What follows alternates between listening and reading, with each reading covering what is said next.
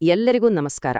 ಬನ್ನಿ ಇವತ್ತು ನಾವು ಕನ್ನಡ ಸಾಹಿತ್ಯದ ಒಂದು ದೊಡ್ಡ ನಿಗೂಢ ಪ್ರಶ್ನೆಗೆ ಉತ್ತರ ಹುಡುಕೋಕೆ ಪ್ರಯತ್ನಿಸೋಣ. ವಚನ ಸಾಹಿತ್ಯ, ಅದರ ನಿಜವಾದ ಮೂಲ ಯಾವುದು? ಈ ಪ್ರಶ್ನೆ ಇದೆಯಲ್ಲ, ಇದು ಎಷ್ಟೋ ವರ್ಷಗಳಿಂದ ವಿದ್ವಾಂಸರನ್ನ ಕಾಡ್ತಾನೇ ಇದೆ. ಬನ್ನಿ ಈ ಕುತೂಹಲಕಾರಿ ಪಯಣದಲ್ಲಿ ಸತ್ಯ ಏನು ಅಂತ ಒಟ್ಟಿಗೆ ನೋಡೋಣ. 12ನೇ ಶತಮಾನ, ಅದು ಕೇವಲ ಸಾಹಿತ್ಯದಲ್ಲಿ ಮಾತ್ರವಲ್ಲ, ಇಡೀ ಸಮಾಜದಲ್ಲೇ ಒಂದು ದೊಡ್ಡ ಕ್ರಾಂತಿಯನ್ನೇ ತಂದ ಕಾಲ. ಅಂತಹ ಶಕ್ತಿಯುತ ವಚನ ಚಳುವಳಿ ಎಲ್ಲಿಂದ ಹುಟ್ಟಿತು? ಇದು ಸುಮ್ಮನೆ ಒಂದು ಇತಿಹಾಸದ ಪ್ರಶ್ನೆಯಷ್ಟೇ ಅಲ್ಲ, ಇದು ನಮ್ಮ ಸಂಸ್ಕೃತಿಯ ಬೇರುಗಳನ್ನ ಅರ್ಥಮಾಡ್ಕೊಳ್ಳೋ ಒಂದು ದೊಡ್ಡ ಪ್ರಯತ್ನ. ಹಾಗಾದ್ರೆ ನಿಜವಾಗ್ಲೂ ಈ ಚಳುವಳಿಯ ಮೂಲ ಎಲ್ಲಿದೆ? ನೋಡಿ, ನಾವು ಈ ಬಗ್ಗೆ ಮಾತಾಡ್ತಿರೋದು ಸುಮ್ನೆ ಅಲ್ಲ. ನಮ್ಮ ಇವತ್ತಿನ ಚರ್ಚೆಗೆ ಆಧಾರವಾಗಿರೋದು ಈ ಒಂದು ನಿರ್ದಿಷ್ಟ ಪಠ್ಯ. ಇದರಲ್ಲಿ ವಚನ ಚಳುವಳಿಯ ಉಗಮದ ಬಗ್ಗೆ 3 ಬೇರೆ ಬೇರೆ ತುಂಬಾನೇ ಇಂಟ್ರೆಸ್ಟಿಂಗ್ ಆದ ವಾದಗಳಿವೆ. ಆ ವಾದಗಳು ಯಾವುವು? ಅವುಗಳ ಹಿಂದಿನ ಕಾರಣಗಳೇನು? ಬನ್ನಿ ಈಗ ಒಂದೊಂದಾಗಿ ಅದನ್ನೇ ನೋಡೋಣ.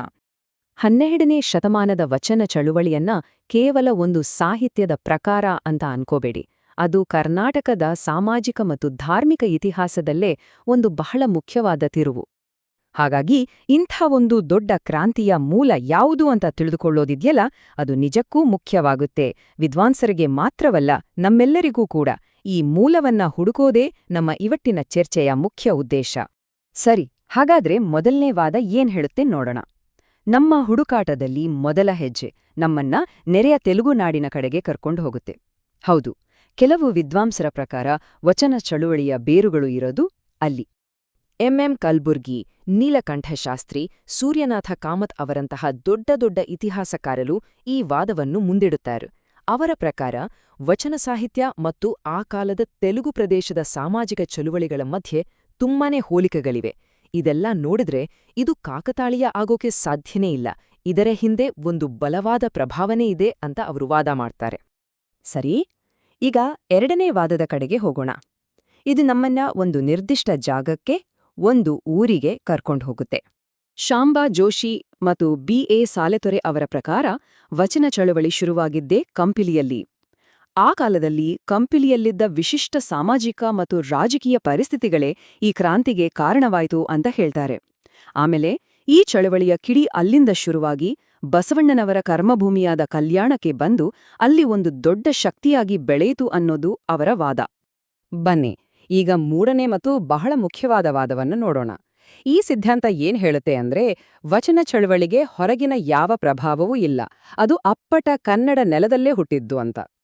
ಪ್ರೊಫೆಸರ್ ಹಿರೇಮಠ ಮತ್ತು ನಮ್ಮ ರಾಷ್ಟ್ರಕವಿ ಜಿ.ಎಸ್. ಶಿವರುದ್ರಪ್ಪನವರಂತಹ ದಿಗ್ಗಜರು ಈ ವಾದವನ್ನು ತುಂಬಾನೇ ಬಲವಾಗಿ ಪ್ರತಿಪಾದಿಸ್ತಾರೆ. ಅವರ ಪ್ರಕಾರ ಇದು ಹೊರಗಿಂದ ಬಂದಿದ್ದಲ್ಲ, ಇದು ಪಕ್ಕಾ 100ಕ್ಕೆ 100 ನಮ್ಮ ಕನ್ನಡದ ಸ್ವಂತ ಚಳುವಳಿ. ಹಾಗಂದ್ರೆ ಏನು ಸ್ವತಂತ್ರ ಚಳುವಳಿ ಅಂದ್ರೆ? ಸಿಂಪಲ್ ಆಗಿ ಹೇಳೋದಾದ್ರೆ, ಈ ಚಳುವಳಿಯ ಬೇರುಗಳು, ಅದರ ಪ್ರೇರಣೆ ಎಲ್ಲವೂ ನಮ್ಮ ಕನ್ನಡ ಭಾಷೆ, ನಮ್ಮ ಸಂಸ್ಕೃತಿ, ನಮ್ಮ ಸಮಾಜದಲ್ಲೇ ಇತ್ತು. ಬೇರೆ ಕಡೆಯಿಂದ ಎರವಲು ಪಡೆದಿದ್ದಲ್ಲ ಅನ್ನೋದೇ ಈ ವಾದದ ಸಾರ. ಈ ವಾದದ ಪರವಾಗಿ ಕೆಲವು ಬಲವಾದ ಸಾಕ್ಷ್ಯಗಳನ್ನು ಕೂಡ ಮುಂದಿಡ್ತಾರೆ. ಮೊದಲನೇದಾಗಿ, ವಚನಗಳ ಭಾಷೆ ನೋಡಿ, ಅಚ್ಚ ಕನ್ನಡ. ಅಷ್ಟೇ ಅಲ್ಲ, ಈ ಚಳುವಳಿ ಹುಟ್ಕೊಂಡಿದ್ದೇ ಇಲ್ಲಿನ ಸಾಮಾಜಿಕ ಸಮಸ್ಯೆಗಳಿಗೆ ಒಂದು ಉತ್ತರವಾಗಿ.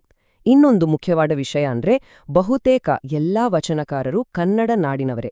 ಕೊನೆಗೆ ವಚನಗಳಲ್ಲಿ ಬರುವ ಹೆಸರುಗಳು, ಊರುಗಳು, ಆಚರಣೆಗಳು ಎಲ್ಲವೂ ಈ ಮಣ್ಣಿಗೆ ಸೇರಿದ್ದು.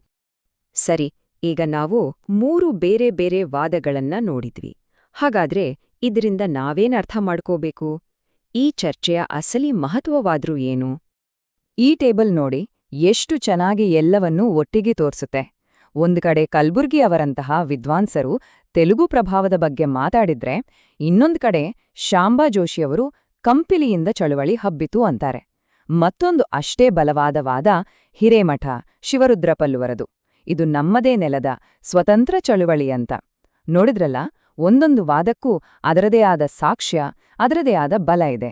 ಇದೇ ಈ ವಿಷಯವನ್ನ ಇಷ್ಟು ಕುತೂಹಲಕಾರಿಯಾಗಿ ಮಾಡೋದು. ಆದ್ರೆ ಒಂದ್ ವಿಷಯ ನೆನ್ಪಿಡಿ, ನಮ್ಮ ಉದ್ದೇಶ ಇಲ್ಲಿ ಯಾರು ಸರಿ ಯಾರು ತಪ್ಪು ಅಂತ ತೀರ್ಪು ಕೊಡೋದಲ್ಲ. ಈ ವಾದಗಳಲ್ಲಿ ಒಂದನ್ನು ಗೆಲ್ಲಿಸೋದು ಮುಖ್ಯನೇ ಅಲ್ಲ. ನಿಜವಾದ ಪಾಯಿಂಟ್ ಏನಪ್ಪಾ ಅಂದ್ರೆ, ಈ ಪ್ರತಿಯೊಂದು ವಾದವೂ ವಚನ ಚಳುವಳಿಯನ್ನ ಬೇರೆ ಬೇರೆ ಆಯಾಮಗಳಿಂದ ನೋಡಕ್ಕೆ ನಮಗೆ ಸಹಾಯ ಮಾಡುತ್ತೆ. ಈ ಚರ್ಚೆಯ ಮೂಲಕವೇ ನಾವು ಅಂತಹ ಒಂದು ದೊಡ್ಡ ಚಳುವಳಿಯ ಹಿಂದಿದ್ದ ಸಂಕೀರ್ಣವಾದ ಸಾಮಾಜಿಕ ಸಾಂಸ್ಕೃತಿಕ ಕಾರಣಗಳನ್ನ ಅರ್ಥ ಮಾಡ್ಕೋಬಹುದು.